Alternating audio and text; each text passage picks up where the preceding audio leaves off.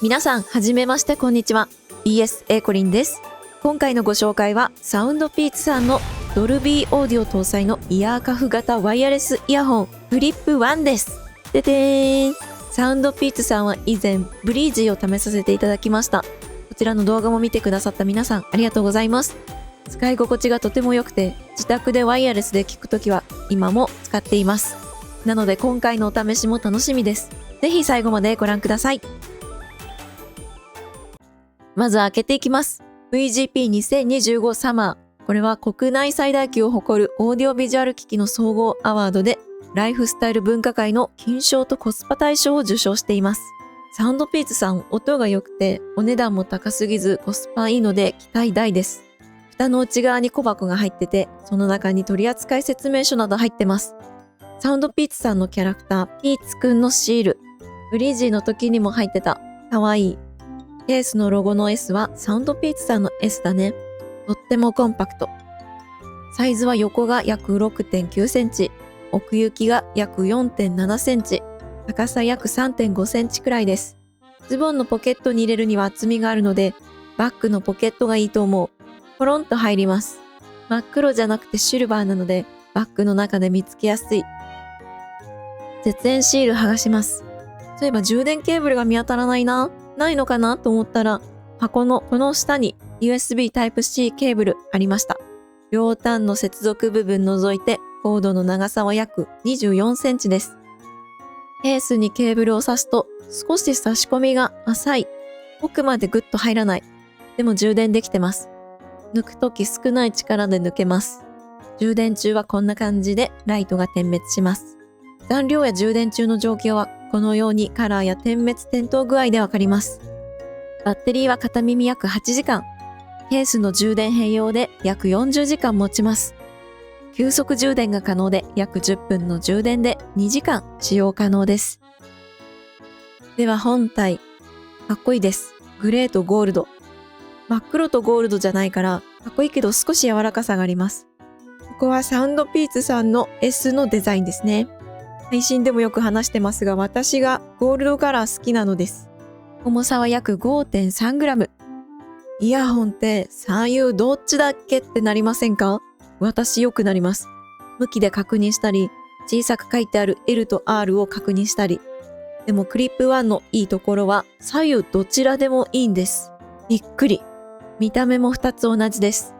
ケースに戻すときもどっちが L か R か気にしなくていいんです。これがかなりのストレス軽減。つけるときもケースに戻すときも L と R 気にしなくていいのは革命ですよ。ペアリングは本体がケースに入ったままケースを開けるだけ。端末側の Bluetooth をオンにしてフリップ1を選択するだけ。簡単です。便利なマルチポイント接続もあります。私はパソコンとクリップ1をこちらの Bluetooth 5.4 アダプタでつなげました。スマホともつなげました。私は Android です。クリップ1とブリージで PC との接続時間を確認しました。クリップ1からケースを開けていきます。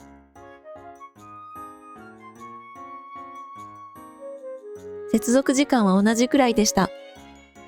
確認してて気がつきましたが、クリップ1はケースが開けやすくなってます。耳への装着はピアスとかイヤリングみたいにアクセサリーつけてるみたいでおしゃれです。でもそのアクセサリーとはぶつからないですね。メガネやサングラスとも当たらないです。これからの季節はインフルエンザや風邪予防でマスクをする方もいらっしゃると思います。その時にゴムとも当たりづらくていいですよ。ただマスクを外す時は当たります。耳の外側に来るタイプのイヤホンつけたことがない方は、最初は慣れない装着感があるかもしれません。私がそうでした。でもつけてるうちに慣れました。角度がすごく大事で、角度によって痛くなったり軽やかになるので、ご自身に合った適度な位置を見つけてください。つけたまま頭振ったり、つけてうろうろしました。落ちてくることはありませんでした。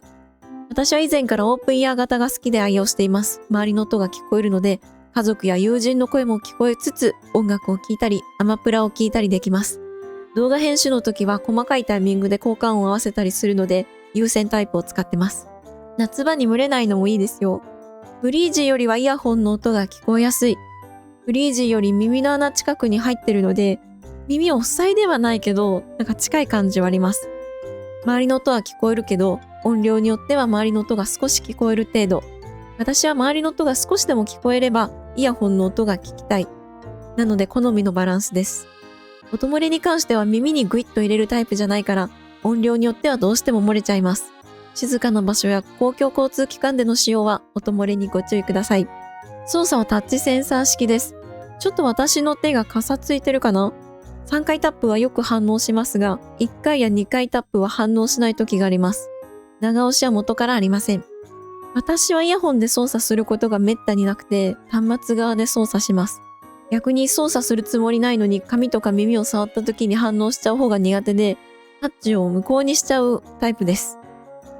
それでは通話も可能なので試してみました。相手の声がよく聞こえるし、私の声もよく聞こえます。通話でも十分なイヤホンです。アプリもあります。ブリージーとも共通。バッテリー残量がわかるので便利です。ブリージーと違うのはドルビーオーディオの切り替えがあります。これを押すとボーカルがとても澄み切って聞こえます。すごく綺麗に聞こえるので音程も聞き取りやすくて、歌ってみたの練習の時にすごくいいなって思った。皆さんもカラオケに向けて歌を覚えたい時にもおすすめ。